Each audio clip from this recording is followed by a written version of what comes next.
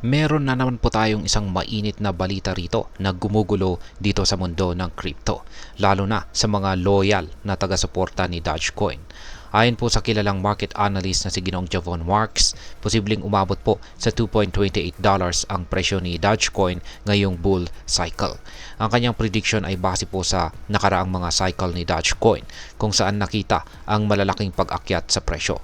Ano nga ba ang ibig sabihin ng cycle 3? At paano po ito magpapataas sa presyo ni Dogecoin. Kaya ayan po ang siyang ating pag-uusapan sa video na ito. Pero bago po tayo magpatuloy, ay nais ko lamang po munang bigyang linaw ang aking disclaimer kung saan ang nilalaman po ng video na ito ay hindi po ito isang financial advice. For education and information purposes lamang po ang layunin nito. Yan, umpisan po natin sa tinatawag na cycle 3 ni Dogecoin. Ano nga ba ang ibig sabihin nito? Ang cycle 3 ay tumutukoy po ito sa ikatlong bull cycle ni Dogecoin simula nung ito ay nailabas. Ang bawat bull cycle ay isang panahon kung saan ang presyo ng cryptocurrency ay tumataas ng malaki mula sa pinakailalim na halaga nito, na karaniwang sinusundan po ng malaking interest mula sa mga traders at investors. Base po sa historical data noong taong 2017 at saka taong 2021 na bull cycles, si Dogecoin ay umakyat sa market bottom papunta sa 1.618 na Fibonacci extension, kung saan na isang technical na metric na ginagamit po ng mga analyst para hulaan ang posibleng presyo. Kaya bilang halimbawa ay noong taong 2017 na bull cycle ay mula po sa presyong 40 digits 9 ni Dogecoin ay umabot po ito sa 0.8750. Noong taong 2021 naman ay mula po sa presyong 20 digits 168 ay tumaas naman po ito sa kanyang all-time high na 0.73995. Kaya ayan. Ngayon ay ayon po kay Ginoong Marks na ang pinaka ilalim na presyo ng cycle 3 ay nasa 0.06004 at ang Fibonacci extension nito ay magdadala kay Dogecoin papunta sa $2.28.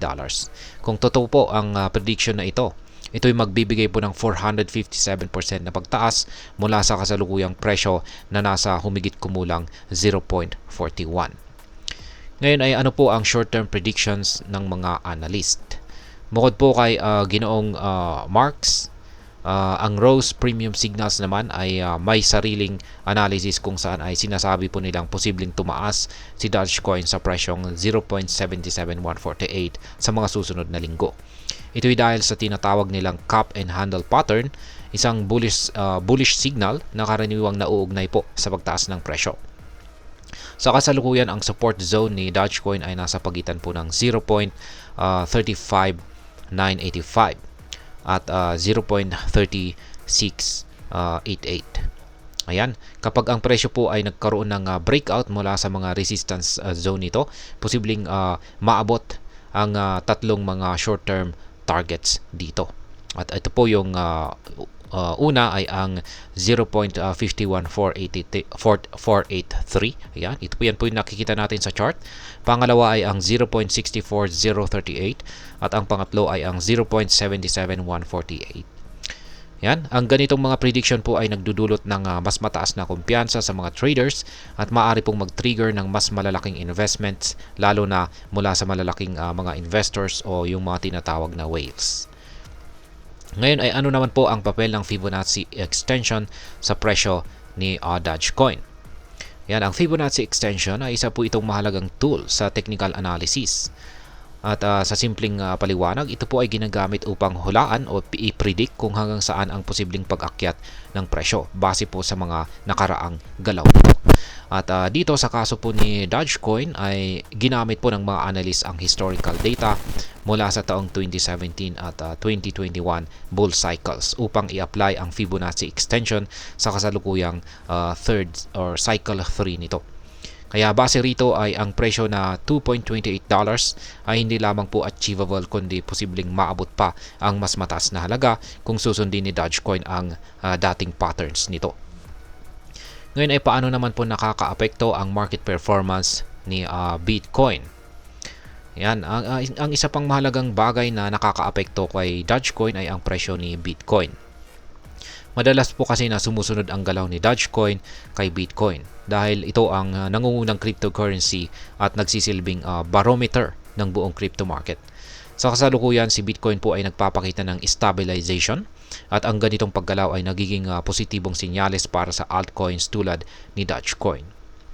Ngayon ay ano naman po ang maaring epekto nito para sa atin bilang mga Pinoy crypto enthusiast. Yan, lalong-lalo na sa mga nag-i-invest kay Dogecoin. Ayan, para sa atin, ang potential po na pagtaas ni Dogecoin sa presyong $2.28 ay maaaring maging isang malaking pagkakataon para kumita. Kung ikaw ay bumili ng Dogecoin sa kasalukuyang presyo nito na nasa 0.41, posibleng tumaas po ang halaga ng investment mo ng halos 5 times kung maabot nito ang target na presyo. Gayunpaman, mahalagang tandaan na ang crypto market ay napaka-volatile. Ang mga biglaang pagtaas ay kadalasang sinusundan po ito ng malalaking corrections na maaari pong magresulta sa pagkalugi kung hindi po maingat sa pag-invest. Kaya, ayan, meron po tayong ilang mga tips dito para sa mga kapwa Pinoy traders po natin dito at saka investors. Una ay mag-invest lamang po ng pera na kaya mong mawala. Pangalawa ay gamitin po ang tamang risk management strategies tulad ng stop loss orders. At pangatlo ay pag-aralan ang market trends bago po magpasya. At ang pang-apat ay huwag pong magpadala sa hype kung saan ay gumamit po ng sariling analysis. Ngayon ay ano naman po ang aking masasabi tungkol dito. Si Dogecoin ay nananatili po siyang isa sa pinaka-dynamic na cryptocurrencies sa market. Bagamat nagsimula po ito bilang isang meme coin, napatunayan itong kaya nitong makipagsabayan sa mga kilalang cryptocurrencies dahil sa suporta mula sa community at mga influential figures tulad po ni Ginoong Elon Musk. Gayunpaman, ang tagumpay po ni Dogecoin ay hindi lamang po nakasalalay sa hype, kundi pati na rin sa aktual na adoption at paggamit nito bilang isang digital currency. Para sa akin, si Dogecoin po ay isang maganda na investment opportunity. Ngunit dapat po nating lapatan ito ng maingat na pag-aaral at tamang diskarte. At ayan, sa pagtatapos ay ang prediction po ng Cycle 3 ay nagdadala ng maraming pag-asa para sa mga crypto investors. Kabilang na po tayong mga Pinoy. Kung susundin po ni Dogecoin ang kanyang nakaraang patterns na ito, ang posibilidad na umabot po sa $2.28 ay hindi po malayo. Ngunit tandaan, dito po sa mundo ng crypto, ang disiplina, tamang kaalaman at pag-iwas po sa impulsive decisions ang siyang magiging susi sa tagumpay.